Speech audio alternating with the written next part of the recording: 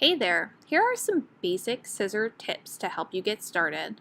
Thumb goes in the small hole, fingers go in the big hole. And that lets you control those scissors. Your scissors can open up to do really big chomps or small nibbles. When you are cutting a shape that has straight sides, like a triangle, it is best for you to use big chomps to make really big cuts because you can go a little bit faster on triangles. Wow, that was easy. I turn my paper and I start on the next line. I like to pull my scissors out and then get them lined up before I start chomping away.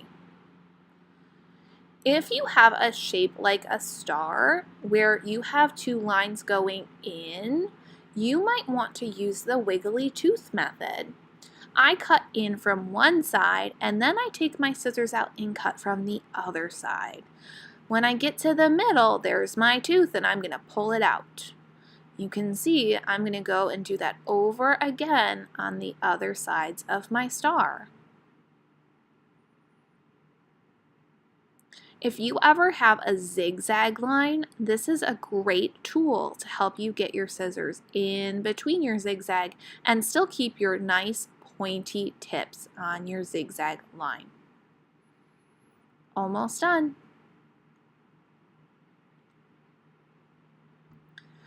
When you have to work on a shape that is round and curved like a circle, you can't use those big huge chomps because you're just going to have a really pointy shape, kind of like an octagon, and that's not the shape I'm trying to get.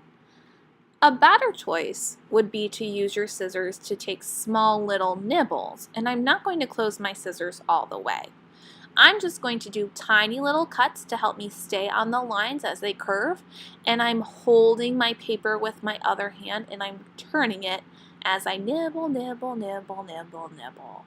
When I cut circles or ovals, I go really slow so I can stay on the lines. And when I'm done, I might have to go back and trim some places that I missed.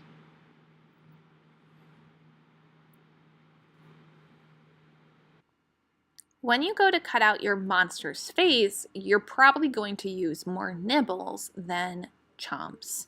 My eyes are curvy, so I'm going to slowly cut into the middle of my paper where you see my eyes. And I'm noticing, kind of like on my star, I might want to use that wiggly tooth method. So I pulled up my scissors and I went into the middle with my other side. Then I'm going to pull out that tooth. I can go back to cutting now that that wiggly tooth is out of my way and start using those slow nibbles to try to make my eyes nice and round circles. Remember, we want these to be eyes. We do not want them to be pointy or bumpy. Go slow, take your time, do your best cutting. Oh no, I found another place for a wiggly tooth, but there's a bunch of paper in my way, so I'm going to come back to that wiggly tooth. I skipped across. I'm going to finish cutting out my other eye. And as soon as I'm done cutting out my other eye, then I'll go back and I will work on that wiggly tooth. Cut in from the other side. Now I'm going to go ahead and make sure that tooth is nice and wiggly. I need a little bit more on this side and pull out that tooth. Oh, great job with your eyes. I'm going to take my monster. I'm going to figure out where I want his eyes to go. And I'm going to use 2 dots of glue to go ahead and glue on my eyes. 1 dot, 2 dots. A dot is a lot. Remember, you don't need a puddle.